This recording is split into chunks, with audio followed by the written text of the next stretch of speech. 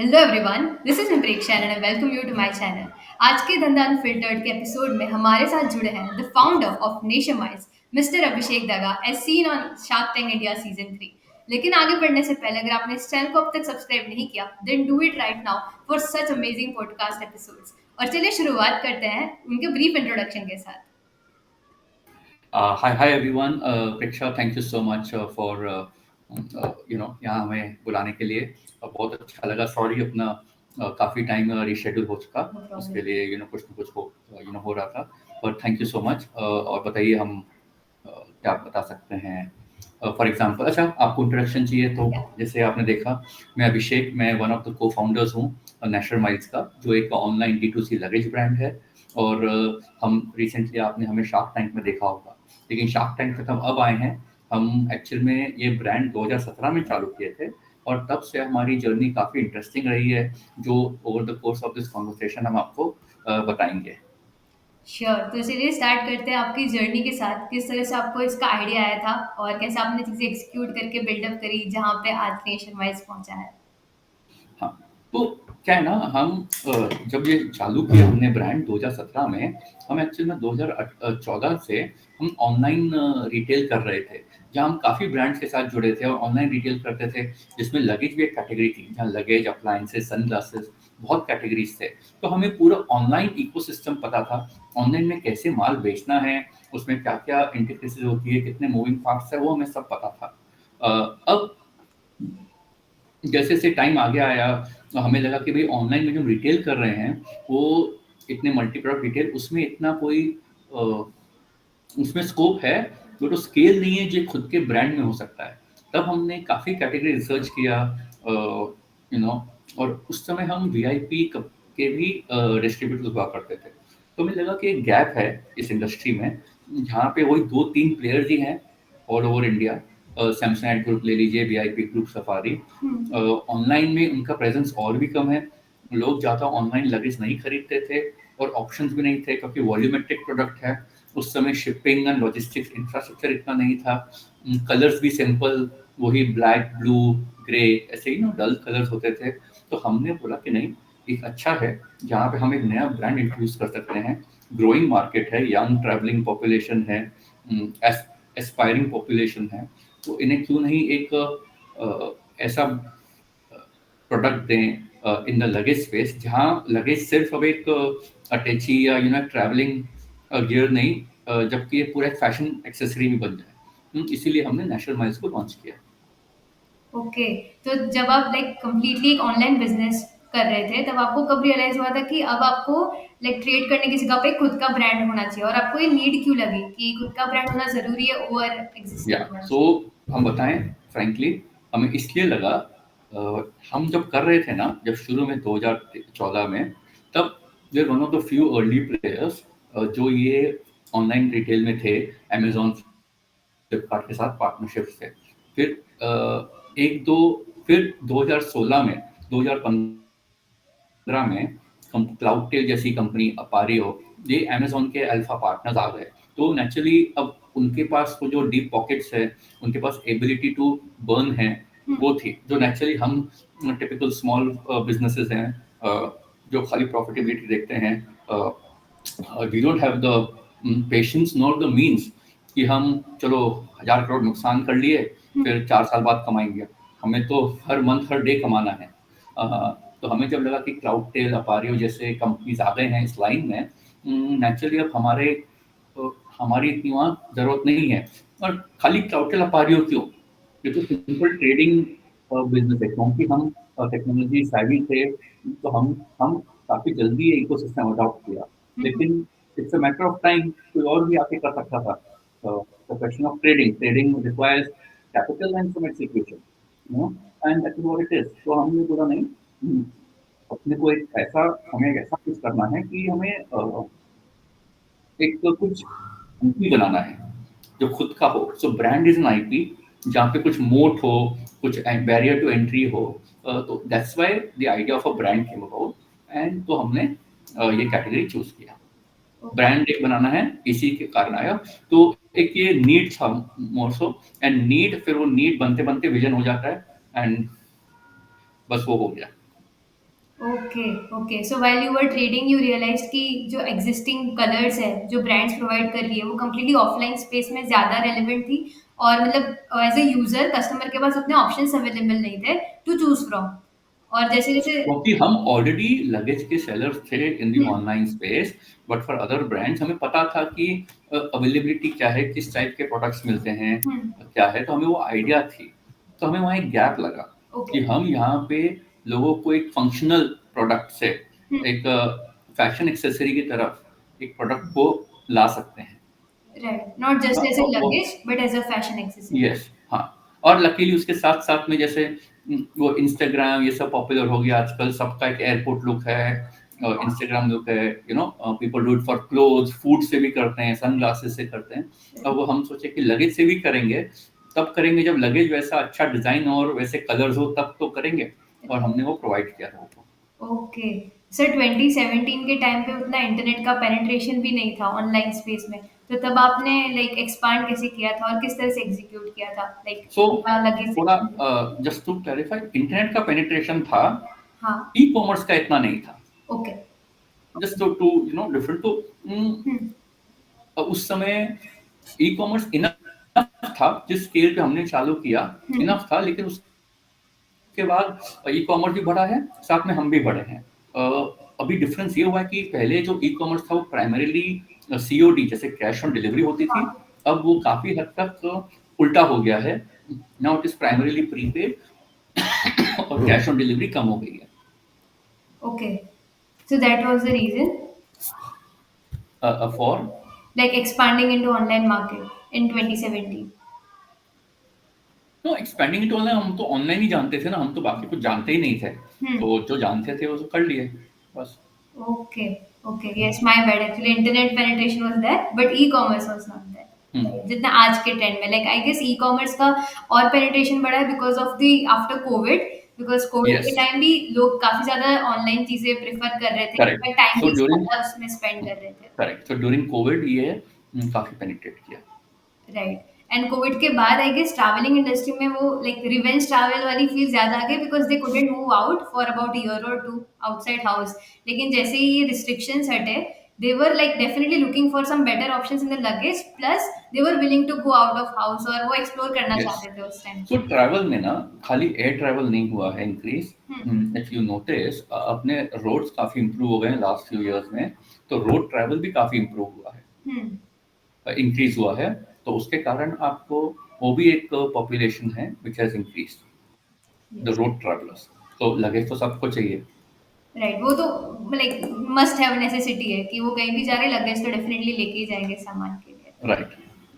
और जैसे आपने फ़ोकस किया था कि आप कलर्स और वैराइटीज़ पे फ़ोकस करते हो जिससे जो बाकी ब्रांड्स हैं वो प्रोवाइड नहीं कर पाती। But what if some similar competitive companies also start providing coloured handbags और ज़्यादा वाइब्रेंट और डिफरेंट काइंड ऑफ कॉम्बिनेशंस में।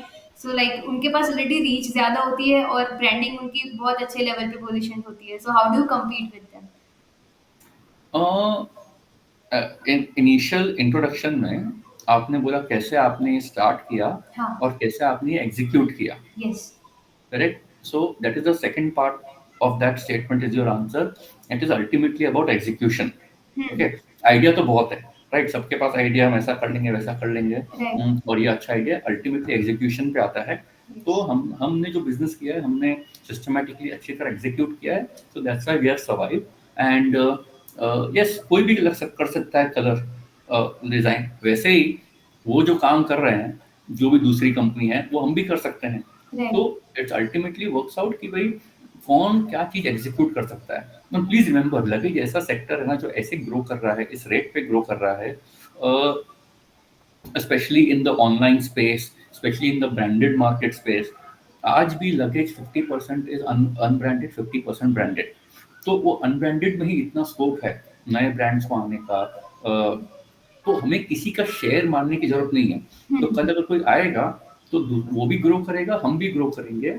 जस्ट द क्वेश्चन इज कि कौन किस कैसे ग्रो कर रहा है, प्रॉफिटेबिलिटी, प्रॉफिटेबली ग्रो कर रहा है, और कौन है जो बस कैश बर्न करके ग्रो कर रहा है।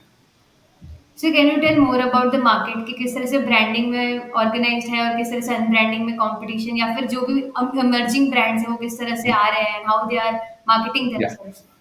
सो एक ऊपर ऊपरी बता देता हूँ। हम्म। जब हम बात करें तो लगेज मार्केट इंडिया में बोलते हैं इज 22,000 करोड़ का मार्केट है। ओके। ओके, उसमें आपके हैंडबैग्स और ऑफ कोर्स ये सब भी आ गए। और उसमें ना 2017 में अराउंड 35% से 40% ही ब्रांडेड थे, which was dominated by 3 major players. एक तो वीआईपी ग्रुप जिसके काफी ब्रांड्स हैं, एक सफारी और एक सैमसंगाइट ग्रुप जिसके भी अपने ब्रांड है, जैसे अमेरिकन टूरिस्टर हो गया, कमिलियंट हो गया, तो यही थे। फिर 2017 में ऑनलाइन भी पकड़ने लग गया, जोर पकड़ा। एक स्कोप था, you know, to give colours, design variety. तो वैसे हमारे जैसे कुछ ब्रांड्स ऑनलाइन स्पेस में आए। पहले वो ऑनलाइन स्पेस में आए हम, क्योंकि ऑनलाइन में थोड़ा एंट्री इजी होता है कि आपको जो इन्वेंट्री आप एक जगह से सब जगह सप्लाई कर सकते हो। तो आपको आना चाहिए कैसे कैटलॉगिंग करना है, कैसे जो लुक एंड फील है, how do you translate retail का जो लुक एंड फील है उसको इन दी ऑनलाइन स्पेस, जहाँ पर कंटेंट अच्छा होना चाहिए, फोटोग्राफ्स अच्छे होने चाहिए, उससे कस्टमर खरीदेगा। तो वो एक था। ओवर टाइम लोगों ने ऑनलाइन अडॉप्ट किया, ब्रांड अडॉप्ट किए। ऑनलाइन में आपको आने के लिए आपको थोड़ा ब्रांडिंग करना ही पड़ता है, तो इसलिए उस नए ब्रांड्स को स्कोप मिला ऑनलाइन मार्केट प्लेस में आने के लिए। Okay. So the three players which you mentioned were more focusing on the offline space. हाँ, it's a chicken and egg थी। नहीं, आज की तारीख में उनका भी ऑनलाइन काफी अच्छा है परसेंटेज। जैसे वो पहले थे 2-4% ऑनलाइन, आज उनका ऑनलाइन 20-25% है। लेकिन हमारा तो 100 क्या 98% ऑनलाइन है।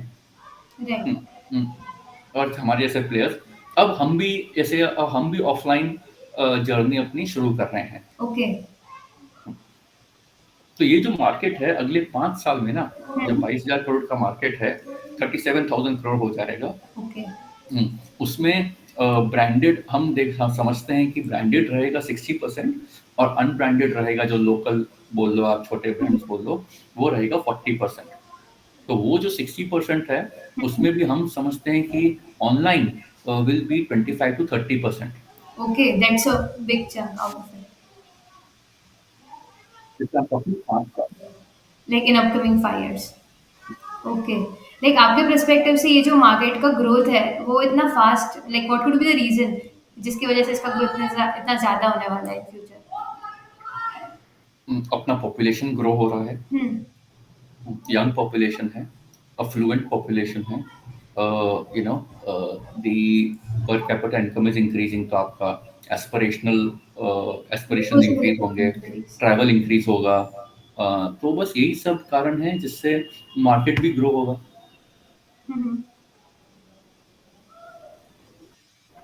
हेलो।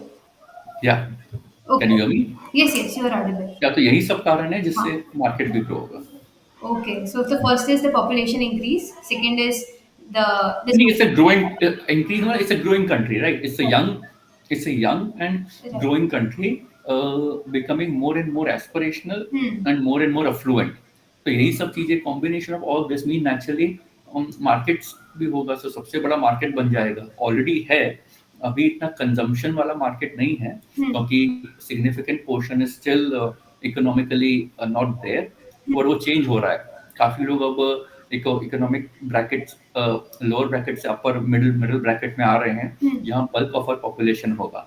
Okay okay. और हमारा प्रोडक्ट भी उसी को टारगेट कर रहा है। हम अपने आप को मास प्रीमियम बताते हैं, तो मास प्रीमियम जो ब्रांड्स है, मास प्रीमियम प्राइस पॉइंट है, वहाँ पे हम है। और आज की तारीख में वो मास प्रीमियम, वो जो मिड सेगमेंट है जिसे हम टारगेट कर रहे हैं, वो है कंट्री का 30%। 60% हम समझते हैं कि मास लेवल है, और टॉप 10% जहाँ सैमसंगाइट, डेल सी जैसे ब्रांड्स हैं, दे आर प्रेजेंट। वो एक नीश। अगले 5 साल में हम समझते हैं जो बीच वाला जो है 30%, वो 40-45% हो जाएगा। तो we are in a very sweet spot to target this big market. Okay, so I am getting little bit confused कि मास प्रीमियम का मतलब क्या होता है, बिकॉज आई हैव हर्ड कि either we can target the masses और we can take the cream layer that is premium, but I'm not aware of mass premium. If you can share more about it. Numbers में बताऊं अगर, हाँ. मास premium ये हो गया कि चीज जो अच्छी भी है, दिखने में, यूज करने में, दिखाने में अच्छी है, लेकिन अफोर्डेबल भी। सो फॉर एग्जांपल आपको 1500 का भी कैबिन साइज बैग मिल जाएगा, लेकिन शायद आप उसके साथ फोटो लेके नहीं कहीं पोस्ट करोगे, या उसको ज्यादा टाइम यूज नहीं करोगे। और हम जहाँ स्टार्ट करते हैं, हमारा कैबिन जैसे 24-2800 से स्टार्ट होता है, दिखने में अच्छा है, यूज करने में अच्छा है, ड्यूरेबल है, वारंटी है, सब कुछ है। लेकिन वो हर आदमी नहीं, मतलब एक सिग्निफिकेंट पोर्शन उसको अफोर्ड कर पाता है। ओके, पेरिशेबल तो है नहीं, तो आप एक सर्टेन टाइम फ्रेम यूज करोगे, तो उसके लिए वो 2,500-3 हजार का चीज सूट के साथ फिर भी लोग ले लेते हैं।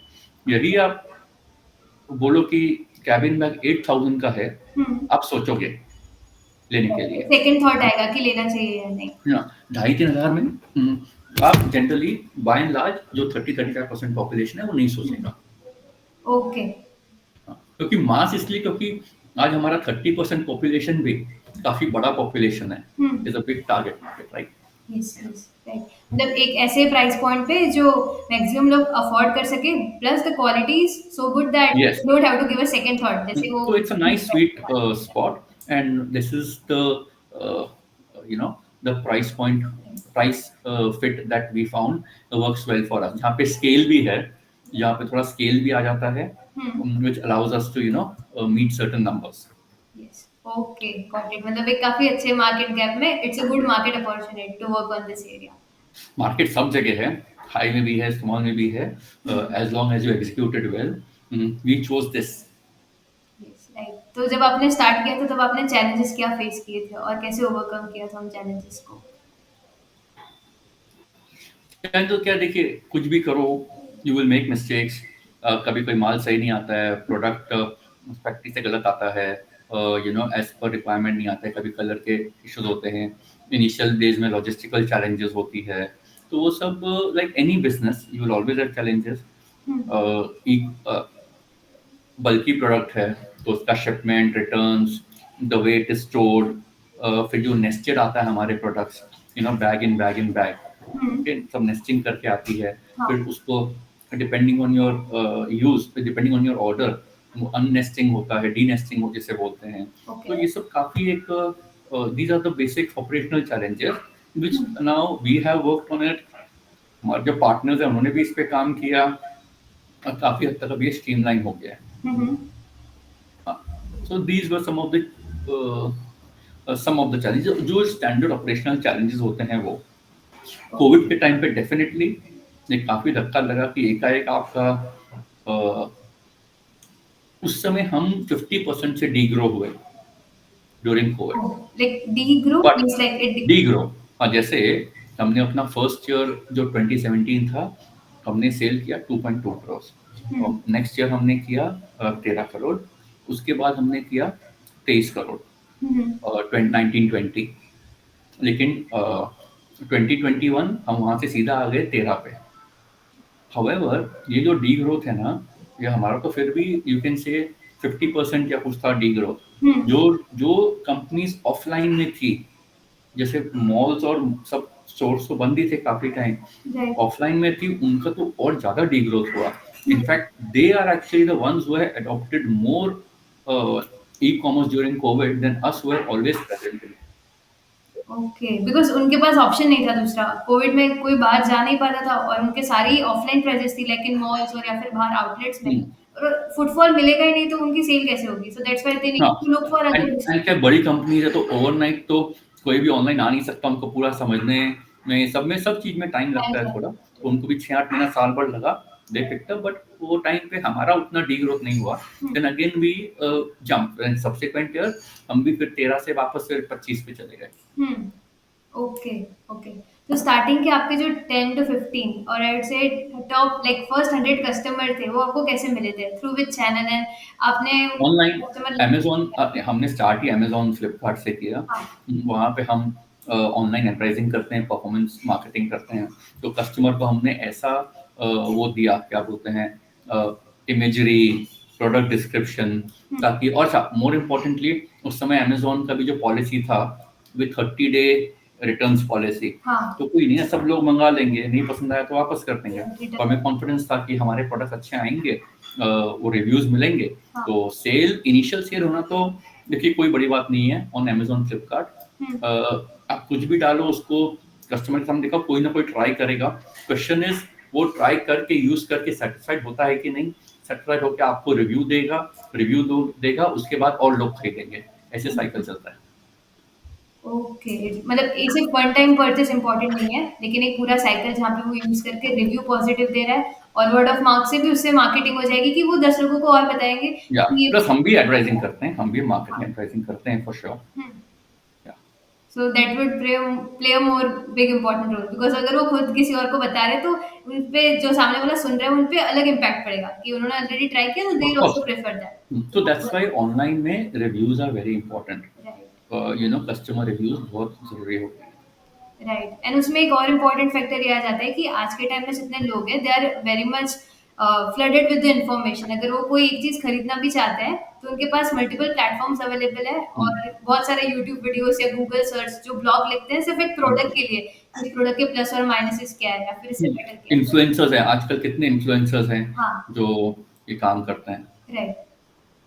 हाँ, वो भी काफी इंपॉर्टेंट है ये हुँ, पूरे इकोसिस्टम में। राइट तो लोगों के पास ऑलरेडी इन्फॉर्मेशन आ जाती है and that's why they make a decision to either buy या और like to give a priority to buy something. Correct correct. Like information awares है मतलब सारे लोग आज के टाइम। या एंड लाइक सर आपका जैसे शार्क टैंक पे भी पिच हुआ था तो how was your shark tank experience starting from filling the form to being on the pitch stage? नहीं, सो जैसे वी वर टू सर्टेन कि हमने बोला चलो शार्क टैंक का अच्छा प्लेटफॉर्म है, hmm, not only for experience but also हमें बहुत सीखने को मिलता है। और शार्क का डील मिल गया, नथिंग लाइक इट, बहुत अच्छे लोग हैं, they are all there for guiding you, giving you all the support. बस आपको वो सपोर्ट मांगना पड़ेगा। वैसे रोज आपको नहीं पूछेगा आपको क्या तकलीफ है, आपको तकलीफ है आप बताइए, और वो डेफिनेटली हेल्प करते हैं। तो अच्छा एक्सपीरियंस था। पहले आप वो स्टेप बाय स्टेप हमने वो फॉर्म भरे, स्टेज वन जो स्टैंडर्ड क्वेश्चंस पूछते हैं, वहाँ से पास हो गए तो अगले स्टेप में गए। फिर हमें एक अपना 3 मिनट का वीडियो देना पड़ता है हिंदी में, पूरा बताना पड़ता है कि आप कौन हो, क्या करना चाहते हो, क्यों आपको शार्क टैंक पे आना है, और आपकी आस्क क्या है। तो हमने वो बना के दे दिया। हम्म, ओके। फिर हम सिलेक्ट हो गए। सिलेक्ट होने के बाद आप एक उनका एक मॉक राउंड होता है which is just like a shark round. यहाँ पर शार्क्स नहीं होते हैं, उनके जो पैनल के मेंबर्स हैं जिसमें क्वालिफाइड पीपल है, वो बिजनेसेस को वो लोग वो बिजनेसेस को वो करते हैं, इवैल्यूएट। आइडेंटिफाई करते हैं, और फिर शॉर्टलिस्ट होके फिर उनको बोला जाता है कि कौन शार्क टैंक पे आने वाला है। ओके। और सर आप जब आप लाइक वहाँ पे शार्क्स के सामने जब लाइव पिच कर रहे थे तब का आपका एक्सपीरियंस कैसा था? If you could share that.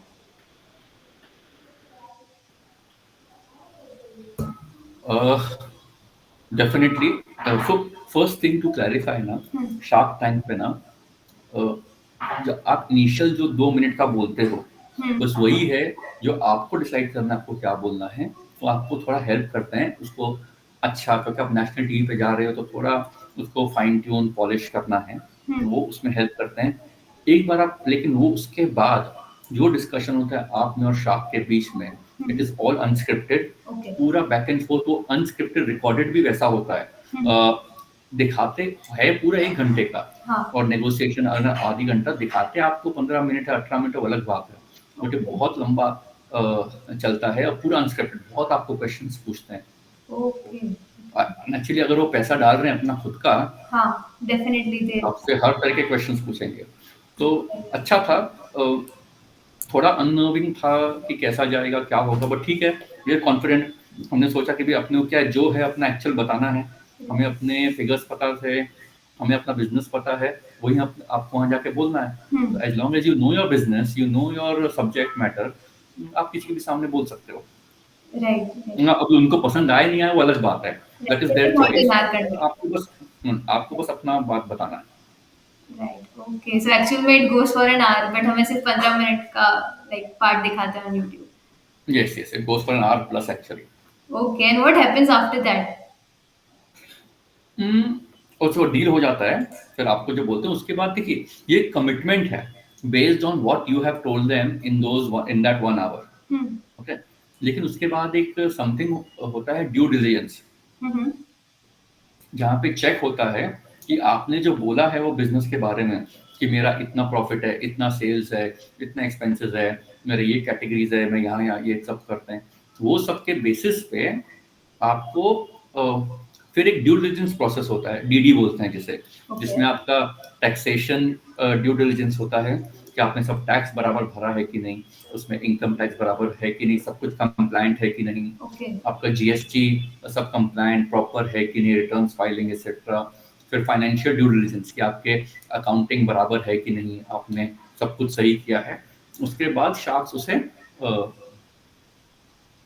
फिर वो प्रोसेस आगे बढ़ता है और फिर शार्क्स आपके कंपनी में इन्वेस्ट करते हैं, एक्चुअल पैसा आपके कंपनी में डालते हैं और आपको शेयर्स उनको देना है।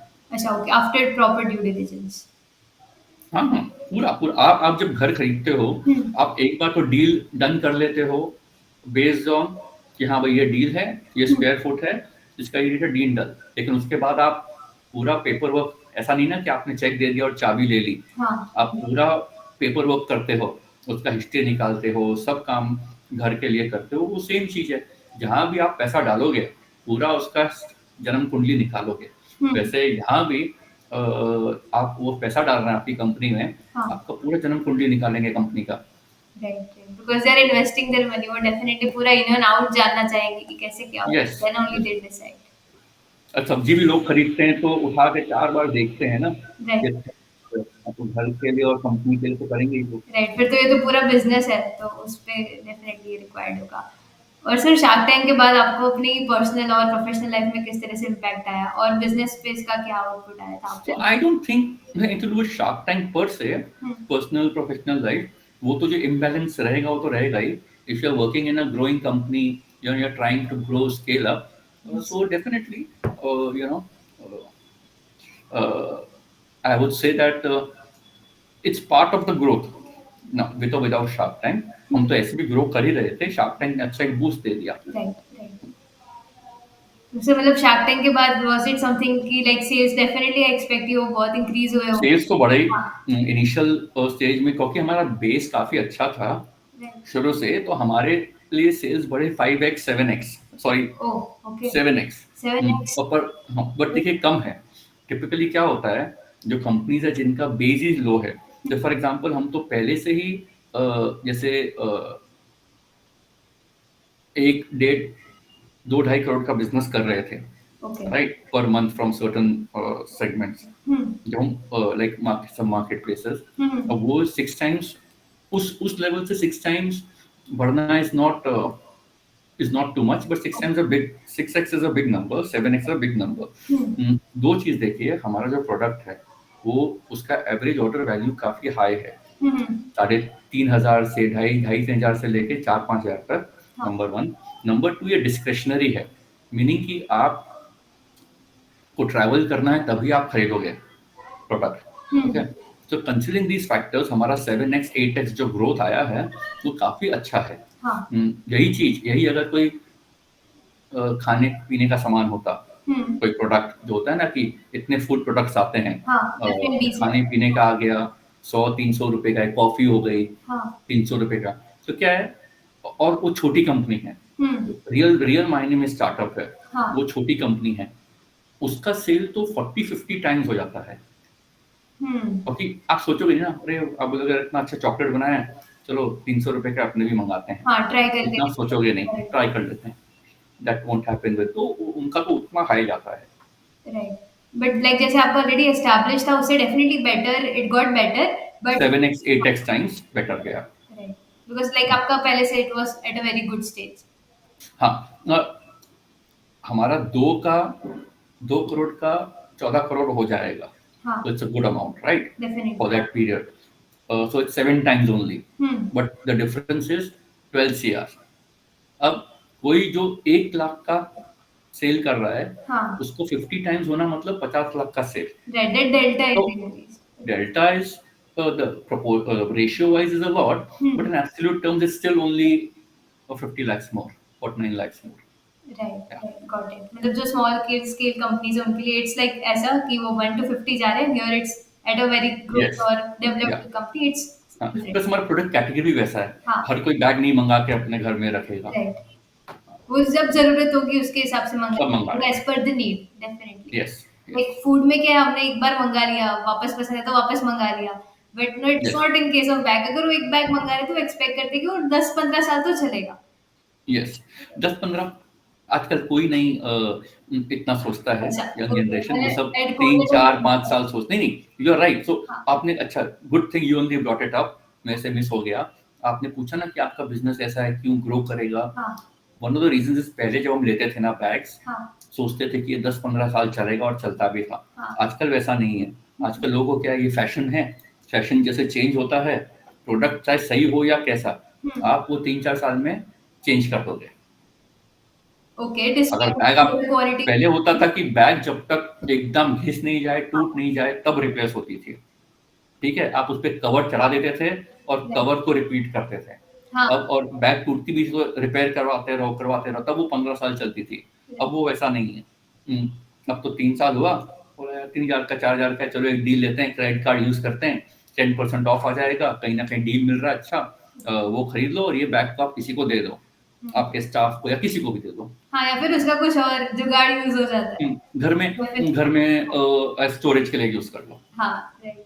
मतलब एक पहला रीज़न ये हो गया कि दे वांट अपडेटेड थिंग मतलब अगर कोई पुरानी चीज़ वो यूज़ करे तो आउट ऑफ फैशन हो या जाता है आफ्टर 5-6 इयर्स और दूसरी जूते हाँ, जूते ले लीजिए, कपड़े ले हाँ, लीजिए, you know the trend has change. Similarly bag, जैसे ही आप बैग को, लगेज को एज़ अ फैशन हुँ, एक्सेसरी यूज़ करने लग जाओगे तो उसका everything outlook towards that is only change. Now you are looking at it as a fashion हुँ, not a accessory, bag. Not right तो मतलब उसका पर्पस इज डिफरेंट सो मतलब फर्स्ट रीजन वुड बी कि वो आउटडेटेड हो जाएगा in terms of fashion and style और दूसरा मेरे पर्सपेक्टिव से ये लगता है कि एक और फैक्टर ये है कि डिस्पोजेबल इनकम भी इंक्रीज हो रही है तो लोगों यस, का spending power is also increasing मतलब आज यस। जितने लोग क्रेडिट कार्ड यूज कर रहे हैं उतने आज से 10 साल पहले यूज नहीं करते थे तो हुँ, जैसे अपने you put up a point कि वो क्रेडिट कार्ड से दे गेट पॉइंट्स ऑल्सो या फिर कुछ रिडीम करना चाहते हैं सो लाइक डायरेक्टली और इनडायरेक्टली दे बाई समथिंग और दी अदर और उनका buying the power increase the nudges, हाँ the nudges to make you spend and see products are a lot more हुँ, देन अर्लियर। राइट, पहले आपको ads TV में ही आते थे, हाँ, पेपर में आते थे और आप रास्ते में बिलबोर्ड्स देख लो, वहीं हाँ, आते थे, राइट? राइट, या रेडियो पे सुन लो। हाँ, अभी एड आपको सब तरफ है। आपके मूवीज़ में भी प्लेसमेंट्स होते हैं।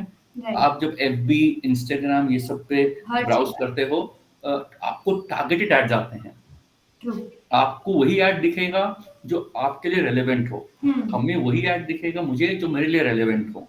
यू नो राइट, आपने अगर टाइप कर दिया फ्रेंड से, बातों में भी आप नोटिस करो, टाइप कर दिया हाँ, कि अरे वाह सिंगापुर में आज ऐसा हुआ, हमने ये पढ़ा, आपको हाँ, सिंगापुर के एड्स आने लग जाएंगे right, to happen, travel to Singapore. Right, you know so it's highly highly relevant ads आते हैं, तो उससे आपका मन करेगा वो या तो टू चीज़ बाय, खरीदने का या वहाँ जाने का।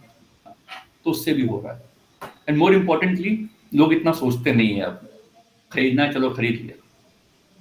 राइट। पहले जैसे mentality to keep saving for later yes, वैसा नहीं है और आज के जेन ज़ी में I heard a word that is YOLO which means you only live once so they are trying yes. To like use their salary और whatever like the income source into buying things that makes them happy. But आपके perspective से ऐसा नहीं लगता कि वो एक instant gratification की तरफ जा रहा है ओवर समथिंग जो लॉन्ग टर्म में उनको हेल्प कर सकता है?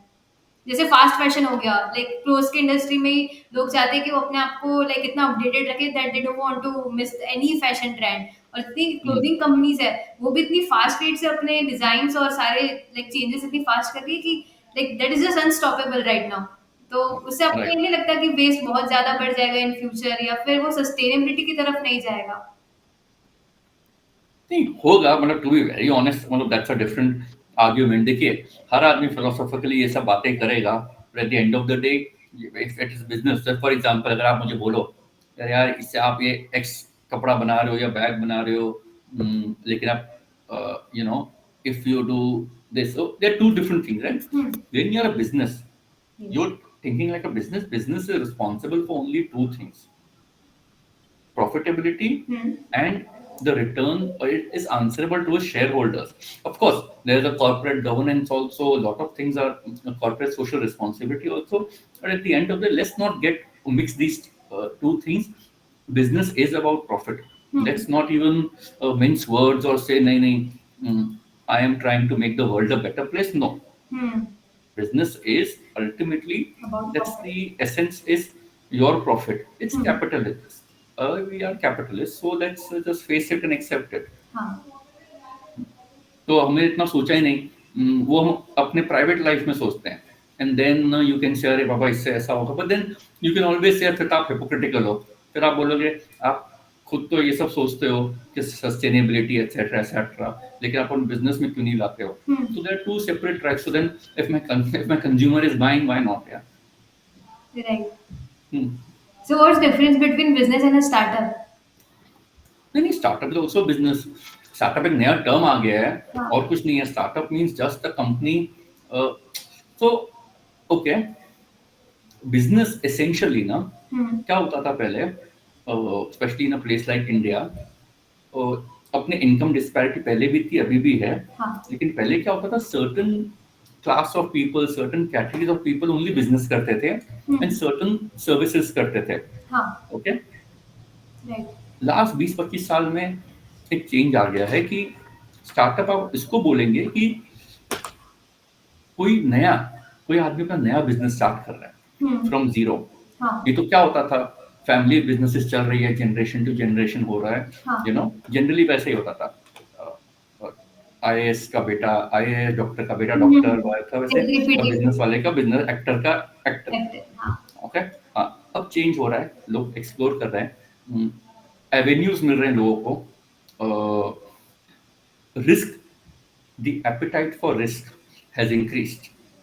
So for example, so इसीलिए आज अगर मेरे पास कोई रिसोर्सेज भी नहीं है लेकिन मेरे पास अच्छा आइडिया हो और मैं किसी को कन्विंस कर लूँ कि मेरे को take a bet on me, take a chance on me, तो ऐसे लोग हैं जो चाहेंगे कि चलो हम इस पे बेट लेते हैं, सपोर्ट करते हैं और ये बिजनेस चल जाए। So a startup is something I believe is also business, but the fundamental is it is something which is started from ground up and it is not an inherited legacy. Okay. Okay, like building from scratch, zero से start करना is more is a startup thing. और अगर already SOPs और सारी चीजें defined है या पहले से already पूरा empire is established और उसको scale कर रहे हैं, then it's a business. Did I understand correct? नहीं, दोनों ही बिजनेस है, बट उसमें एक स्टार्टअप हो गया सबसेट कि भाई मैंने ग्राउंड अप से नए से किया अपना सारा काम, और एक हो गया कि मैंने अपने एग्जिस्टिंग कोई बिजनेस को और फैलाया और बढ़ाया। That is the difference, but startup is also business, right? Right, right. Because end of the day, both of them want to make profits. या that is the ultimate goal. Right. And sir, any advice that you would like to give to aspiring entrepreneurs who want to start and execute on their idea? Honestly, from where we were 30 years ago, college से जब just college में घुसे around 30 years ago, then you graduated 25-28 years ago, अभी मैं आजकल अभी because of you know of shark tank and meeting so many people जो startups में जो आज 23-24 साल के हैं जो अपने स्टार्टअप्स कर रहे हैं, काफ़ी सक्सेसफुली कर रहे हैं। To be very honest, the new generation is superbly focused, very intelligent, very smart, they know what they want. तो हमारे ऐसा कुछ है ही नहीं उनको बताने के लिए जो उन्हें ऑलरेडी पता नहीं है। सो I think yeah they are doing well by themselves. In fact हम उनसे रोज सीखते हैं यू नो कैसे कॉन्फिडेंट होना, यू नो कैसे बोलना। हम लोग तो उस टाइम कॉन्फिडेंस तो जीरो था हमारा, आज भी कम है, लेकिन आज जब यंग को देखो 20-22 साल के हैं, इतना कॉन्फिडेंटली बात करते हैं, they are conviction, they believe. So bottom line, they believe in themselves. Right. The moment you start believing in yourself, no, आधा तो more than half the battle is won there only, and our Gen Z is doing that very well. So you know they are going great guns. So there's nothing I can value add to them other than share. Okay, these are the mistakes we made. Yeah. Just don't make those mistakes. Success तो आप अपना सब लोग succeed तो कर ही लेंगे किसी you know in some way or the other. So the mistakes which you think जो repeat नहीं होनी चाहिए? Lot of things. जैसे of course number one, believe in yourself. But believe in yourself ऐसा नहीं कि over confident, but believe in yourself. There is no harm in accepting, yes, I am good at this. be open to improvement, but yeah, there's no harm in accepting I'm worried. Yes, you need to be modest, you need to be humble, but at the same time, there's no harm in saying I'm good. There's nothing wrong in it. Because जो आप अपने बारे में सोचते हो, सामने वाला भी वही आपके बारे में सोचेगा। तो आप कॉन्फिडेंट हो, सामने वाला भी आप में कॉन्फिडेंस होगा। लेकिन आप अगर सेल्फ डाउट में हो, हरदम सोचोगे ऐसा करना चाहिए, नहीं करना चाहिए, क्या कर रहे हैं, मुझे समझ ही नहीं आ रहा है, तो सामने वाले बोलेगा इसको तो कुछ समझ ही नहीं आ रहा है। Right. So you have to, I'm not saying you have to lie, but you have to be confident about yourself. जो बिजनेस करना चाहते हैं, definitely certain things. At the end of the day, business is also about rules and regulations. Make sure don't start a business जैसे आप business start करते हैं, जो होगा देखा जाएगा, देखते हैं अकाउंटिंग कैसी होती है, specially partnerships. If you are working with partners, ensure that you are absolutely on paper, crystal clear written, what is the partnership, how will it be structured, किसका क्या रोल है, किसका क्या शेयर है, किसका क्या कंट्रीब्यूशन है, किसका क्या आपका एग्जिट मैकेनिज्म है, ये सब चीजें बहुत जरूरी है. From नहीं तो paper. बस yes, put on paper, even if it is with your family member. Make sure everything is on paper properly. Take legal advice, take sound advice from somebody and structure your business properly ताकि वो scale हो जाएगा. आज हम लोग क्यों, हमारा भी बिजनेस में I am there, my cousin, we are all working together, his wife. It's a controlled family, controlled business. Of course, not anymore with the sharks and other investors coming in, but we're very clear from day one. These are our defined roles. These are our contribution. This is our shareholding. So वो clarity रहती है ना, तो आपको scale में फिर problem नहीं होता है. So आप अब जब कर रहे हो, ये मत सोचिए कि अभी तो क्या बहुत छोटा बिजनेस है, जब होगा तब देखेंगे, थोड़ा बड़ा होगा तब सोचेंगे, नहीं. Because वो बाद में कॉन्फ्लिक्ट का रीजन बन सकता है. Yeah, that too. And क्या होता है जब आप स्केल करते हो ना, एक बार घुस जाते हो ना, फिर आप बिजनेस में ही लग जाते हो. फिर after some time you right, अरे बिजनेस तो ये स्केल का हो गया, लेकिन अब क्लैरिटी नहीं है किसका क्या शेयर है, you know who's putting what effort, and जो भी करो, one of the key things you have to have is exit mechanism. For whatever reason, आपने एक फ्रेंड के साथ बिजनेस चालू किया, आफ्टर सम टाइम आपके माइंड चेंज हो गया या आपकी परिस्थिति बदल गई. फॉर एग्जांपल किसी को बिकॉज ऑफ एजुकेशन या मैरिज या फैमिली रीजंस बिजनेस से निकलना पड़ा है, जाना पड़ा फिर दूसरी जगह. You should have a well defined exit mechanism also. Sir exit mechanism मतलब उसमें क्या इंक्लूड होना चाहिए? आप डिसाइड कर लो कि भाई देखो, अपने को, अगर मुझे, हम दो पार्टनर हैं, हमें लगता है कि 2 साल बाद मेरा माइंड चेंज हो गया या मुझे कुछ और करना है, तो 2 या 3 साल या 4 साल जो भी कुछ और करना है या कुछ सिचुएशन हो जाती है, तो मेरे को राइट रहेगा, या रादर मैं अपना जो शेयर है बिजनेस का, उसका हम एक फेयर वैल्यूएशन निकाल लेंगे. There are many methods for valuation. उसमें फिर या तो आप हमें, या आप मेरा शेयर खरीद लो, या मैं अपना शेयर किसी और को बेच सकता हूँ. Okay. वो एक राइट. और other is always, and there's no wrong answer. There's no wrong answer about this. You may have a different vision for taking the business from A to B, तो आप साथ में चले गए. B to C, B to B हो सकता है आपका विजन हो कुछ और, मेरा विजन कुछ और. सपोज हम लगेज लाइन में ही हैं, फॉर एग्जाम्पल, स्टार्ट तो आपने लगेज और बैकपैक से कर लिया. आप बोल रहे यार मुझे तो बैकपैक बढ़ाना है, मुझे उसमें स्कोप लग रहा है.